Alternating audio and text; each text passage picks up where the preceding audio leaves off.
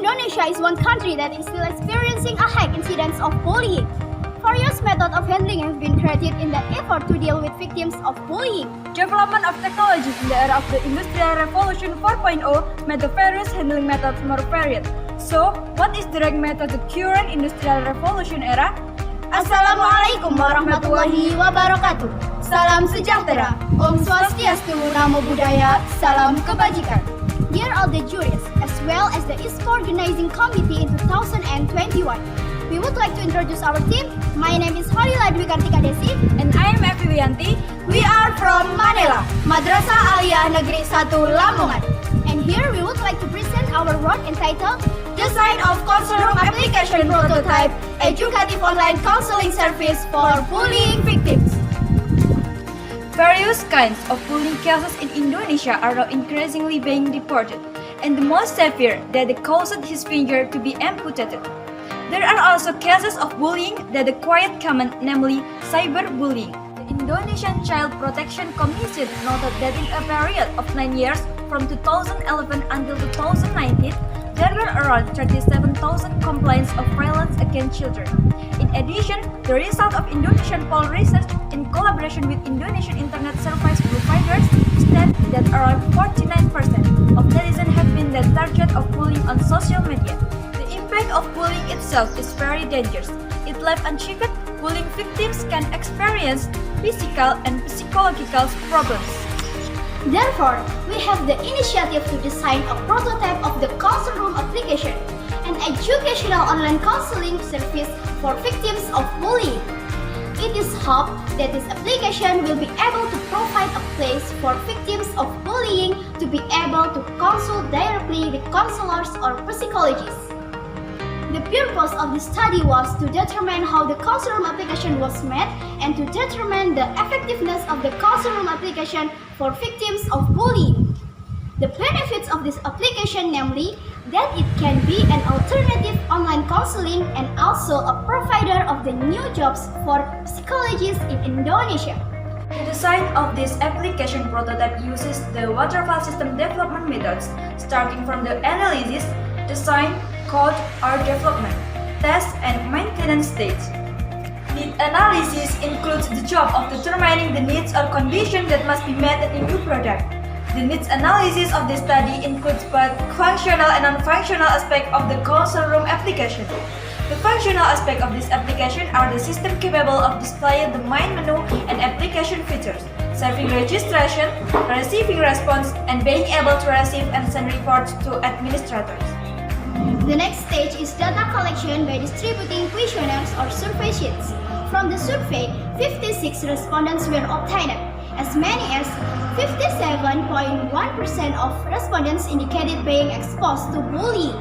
From the data collection, it was found that the highest percentage was found in the indicators of getting unpleasant conversations, with a gain of 63.3%. And the lowest percentage was found in the indicators of getting an inappropriate punishment, namely 37.5%.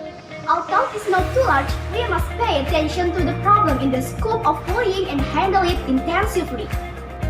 Next is the process of designing an application prototype. In this stage, we use the UML or Unified Modeling Language method, which is a set of diagrams that are used to abstract a system or software. At this stage, produce use case diagram. Use case diagram is illustrate how users interact with the system to be created.